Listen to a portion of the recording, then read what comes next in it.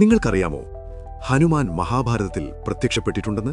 വനവാസകാലത്ത് ദ്രൗപദിക്കിഷ്ടപ്പെട്ട ഒരു സൗഗന്ധിക പുഷ്പം കണ്ടപ്പോൾ അവൾ ഭീമനോട് പറഞ്ഞു, ഇതുപോലുള്ള പുഷ്പങ്ങൾ ഇനിയും വേണം. ഭീമൻ പർവ്വതങ്ങളിലേക്കും അറിയാത്ത വഴികളിലേക്കും ഒറ്റയ്ക്ക് നടന്നു. വഴിയിൽ വളരെ സാധാരണമായി തോന്നുന്ന ഒരു കുരങ്ങൻ ഭീമന്റെ വഴി തടഞ്ഞു. വാൽ വഴിയിൽ കിടക്കുന്നു. ഭീമൻ പറഞ്ഞു, വാലൊന്നു മാറ്റൂ. കുരങ്ങൻ ശാന്തമായി പറഞ്ഞു, എനിക്ക് ശക്തിയില്ല, നീ തന്നെ എടുത്തോളൂ. ഭീമൻ വാൽ പിടിച്ചു. ഒറ്റ ശ്രമം, രണ്ടാമത്, മൂന്നാമത്. വാൽ ഒരു ഇഞ്ച് പോലും നീങ്ങുന്നില്ല. ഭീമന്റെ മനസ്സിൽ ഒരു സംശയം, നീ ആരാണ്?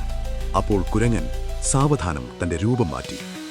വൻകായൻ, ദിവ്യപ്രഭ, വജ്രസമാന ദേഹം.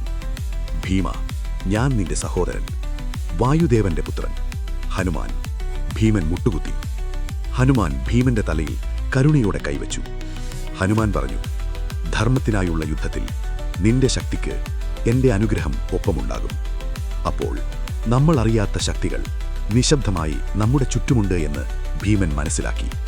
ഇത്തരത്തിലുള്ള അറിയപ്പെടാത്ത ഇതിഹാസ കഥകൾക്കായി സബ്സ്ക്രൈബ് ചെയ്യൂ.